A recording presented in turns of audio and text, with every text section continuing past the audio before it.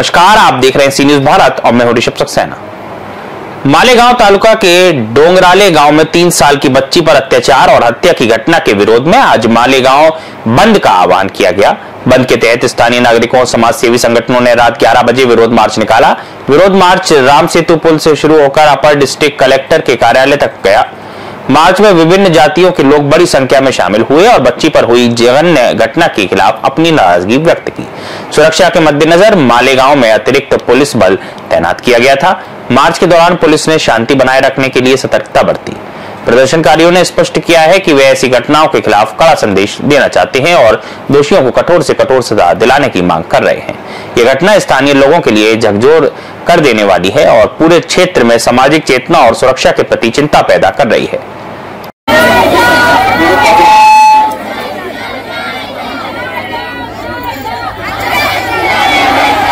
आरोपीला फाशी,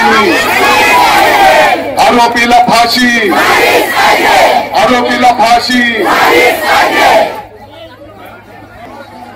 दुःखी जनावरो, आपल्या मालेगाव तालुक्याच्या डोंगराळे गावामध्ये ही अतिशय निर्दयी दुःखद घटना झालेली आहे। आपल्या सर्वांना माहिती आहे की रविवारी ही दुःखावकऱ्यांचा निरोप आल्याच्या नंतर अर्ध्या तासाच्या आत आपल्या पोलीस प्रशासनाचे अधिकारी त्या जागेवर गेले। गावकऱ्यांच्या सोबत त्यांनी त्या घटनेची स्थळाची माहिती घेतली आणि साधारणपणे 1 तासाच्या आत त्या ठिकाणी त्या आरोपीला ताब्यात घेतलेला आहे।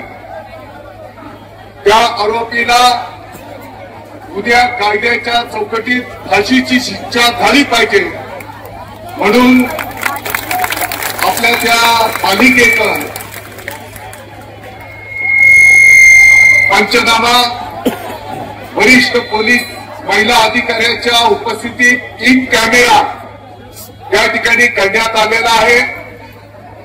त्या बालिकेचं पार्थिव शवविच्छेदन त्या ठिकाणी नाशिकला 5 तज्ञ डॉक्टरांच्या उपस्थितीमध्ये त्या ठिकाणी करण्यात आलेला आहे। मला वाटतं की त्याचा प्राथमिक अहवाल मिळालेला आहे। 3 दिवसाची पोलीस कोठडी पहिल्या टप्प्यात मिळाली। या आरोपीला फाशीची शिक्षा झाली पाहिजे आणि म्हणून त्या बालिकेचे काका, त्या गावाचे ग्रामस्थ स्वतः माननीय मुख्यमंत्री महोदयांना भेटले, माननीय उपमुख्यमंत्री महोदयांना भेटले। मुख्यमंत्री महोदयांच्याकडे फास्ट ट्रॅक कोर्टमध्ये ही केस चालवली जावी। ज्येष्ठ विधितज्ञ वकील महोदय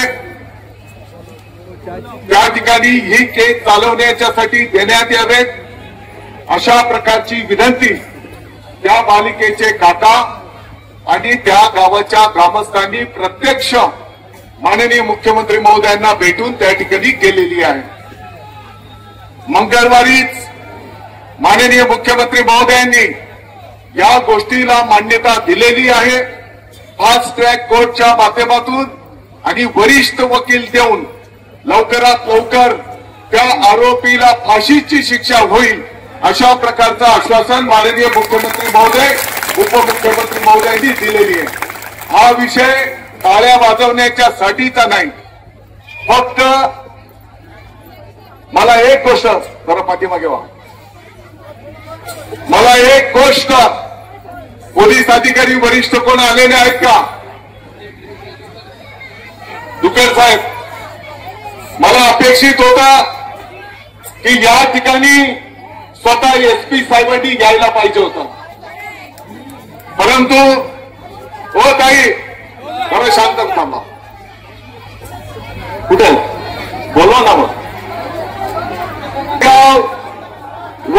संघाच्या माध्यमातून या केसच्या संदर्भामध्ये आरोपीची बाजू कोणीही मालेगावचा वकील घेणार नाही असा निर्णय त्या वकील संघाने केलेला आहे.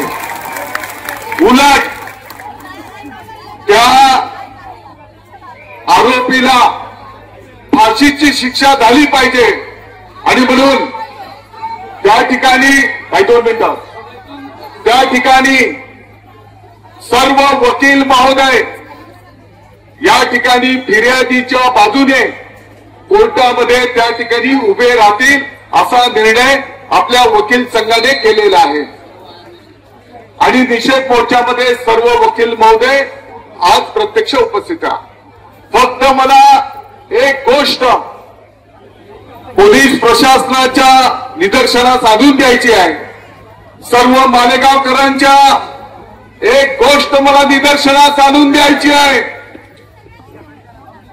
एवढ्या गंभीरतेने त्या बालिकेचा जीवनपट जर आपण बघितला, तिच्या जन्मापासून त्याच्या कुटुंबाची गोष्ट आणि ही घटना होण्याच्या 4 दिवस आधीचा त्या बालिकेचा जर व्हिडिओ ABCD शिकवताना त्या बालिकेचा हरवलेला फोटो आणि त्यानंतरचा त्या बालिकेचं ते काही दृश्य पाहून आलं, मला वाटतं की आपल्या प्रत्येकाची तळपायाची आग मस्तकाला भिडलेली आहे.